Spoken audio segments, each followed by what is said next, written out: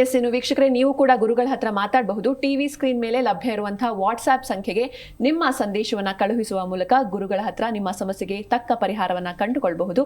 S ಗುರುಜಿ, ಈಗ ಒಬ್ರು WhatsApp ಮೂಲಕ ತಮ್ಮ ಸಂದೇಶವನ್ನು ಕಳಿಸಿದ್ದಾರೆ. ಅವರನ್ನ ಕರೆ ಮೂಲಕ ಮಾತಾಡ್ಸೋಣ. ಅರ್ವಿ ಅಂತ. ನಮಸ್ತೆ. ನಮಸ್ಕಾರ ಮೇಡಮ್. ನಮಸ್ತೆ ಸರ್. ನಮಸ್ಕಾರ. ಎಸ್, ಗುರುಜಿ ಇದ್ದಾರೆ. ಇವರ ಮದುವೆ ಕುರಿತಂತೆ ಇವರು ಕೇಳಬೇಕು. ಅರ್ವಿ ಅವರೇ, ನಿಮ್ಮ ನಕ್ಷತ್ರ ರಾಶಿ ಗೊತ್ತಿದೆಯಾ ನಿಮಗೆ? ಜ್ಯೇಷ್ಠ ನಕ್ಷತ್ರ, ವೃಶ್ಚಿಕ ರಾಶಿ. ಮಾರ್ಚ್ 6, 1993 ಅಲ್ವಾ ನೀವು ಹುಟ್ಟಿರೋದು? 1983. 83. ಓಕೆ. ಅಂದ್ರೆ ವಿವಾಹ ಯಾವಾಗ ಆಗತ್ತೆ ಅನ್ನೋದಾ? ವಿವಾಹ ಆಗಿದೆ ಸರ್. ಅದು ಅದೇ ಡೈವರ್ಸಿಂಗ್ ಮಾಡಿದ್ದಾರೆ, ಕೋರ್ಟ್ ಅಲ್ಲಿ ನಡೀತಿದೆ ಇವಾಗ. ಓಕೆ. ಎಷ್ಟು ವರ್ಷದಿಂದ ನಡೀತಾ ಇದೆ? ಇವಾಗ ಒಂದು 5-6 ವರ್ಷದಿಂದ 5 ವರ್ಷದಿಂದ. 5 ವರ್ಷದಿಂದ ನಡೀತಾ ಇದೆ, ಇನ್ನು ಇತ್ಯರ್ಥ ಆಗಿಲ್ಲ? ಇಲ್ಲ, ಆಗಿದೆ. ಓಕೆ. ತಮ್ಮ ಉದ್ದೇಶ ಏನಿದೆ? ಇದನ್ನ out of the court settlement ಮಾಡ್ಕೋಬೇಕು ಅಂತಾನ, ಅವ್ರ ಜೊತೆನೆ ಬಾಳ್ವೆ ಮಾಡಬೇಕು ಅಂತಾನ, ಅಥವಾ ಇದರಿಂದ ಬಿಡುಗಡೆ ಬೇಕು ಅಂತಾನ? ಬಿಡುಗಡೆ ಆಗಬೇಕು ಅಂತ. ಬಿಡುಗಡೆ ಬೇಕು ಅಂತ. ಆಯ್ತು, ಸರಿ. ನೋಡಿ, ನಿಮ್ದು ಮುಂದುವರ್ಸಿದ್ರೆ ಚೆನ್ನಾಗ, ಹೆಂಗ್ ಬಿಡುಗಡೆ ಆದ್ರೆ ಚೆನ್ನಾಗ ಅಂತ. ಸರಿ. ನೋಡಿ, ಇಲ್ಲಿವರೆಗೂ ನಿಮ್ಗೆ ರವಿದಶೆ ನಡೀತಾ ಇತ್ತು. 2024 ಸೆಪ್ಟೆಂಬರ್ ವರೆಗೂ ರವಿದಶೆ ಇತ್ತು. ಈಗ ಚಂದ್ರದಶೆ ಪ್ರಾರಂಭ ಆಗಿದೆ ನಿಮಗೆ. ಸೊ ಈಗ ಚಂದ್ರದಶೆನಲ್ಲಿ ಚಂದ್ರಭುಕ್ತಿ ಕೂಡ ಮುಗಿಯುವಂತ ಸಮಯ.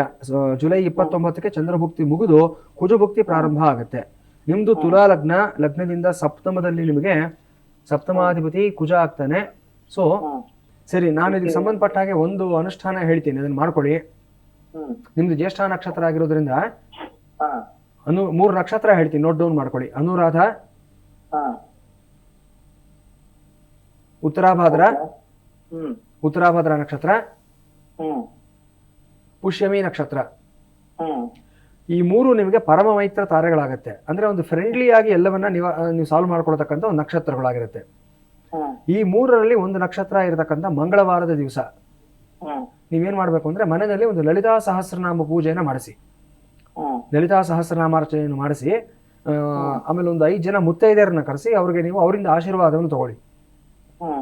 ಇದನ್ನು ಮಾಡಿದ ನಂತರ ನೀವು ಅವರಿಗೆ ಅದಾದ 3 ದಿನಗಳಲ್ಲಿ ನೀವೊಂದು ಅವ್ರಿಗೆ ಒಂದು ಸಂದೇಶವನ್ನ ಕಳಿಸಿ, ಈ ತರ ಕೂತು ಬಗೆಹರಿಸ್ಕೊಳ್ಳೋದಕ್ಕೆ ನಾವು ಸಿದ್ಧವಾಗಿದ್ದೀವಿ ಔಟ್ ಆಫ್ ದಿ ಕೋರ್ಟ್ ಅಂತ ಅಂದ್ಬಿಟ್ಟು ಅವ್ರ ಕಡೆಯಿಂದ ಒಂದು ಪಾಸಿಟಿವ್ ಆಗಿರುವಂತ ರೆಸ್ಪಾನ್ಸ್ ಬರುತ್ತೆ. ನಂತರ ಒಂದು ಪೌರ್ಣಮಿ ದಿವಸ ಅಥವಾ ಸಪ್ತಮಿ ದಿವಸ ನೀವು ಕೂತ್ಕೊಂಡು ಮಾತುಕತೆಯನ್ನು ಮಾಡಿ, ನಿಮ್ಗೆ ಇದರಿಂದ ಆದಷ್ಟು ಬೇಗ ಒಂದು ರಿಲೀಫ್ ಸಿಗುವಂತ ಸಾಧ್ಯತೆಗಳಿದೆ. ಒಳ್ಳೆಯದಾಗಲಿ. ಓಕೆ, ಧನ್ಯವಾದ ಅರ್ವಿ ಅವರೇ ಕರೆ ಮಾಡಿದ್ದಕ್ಕೆ.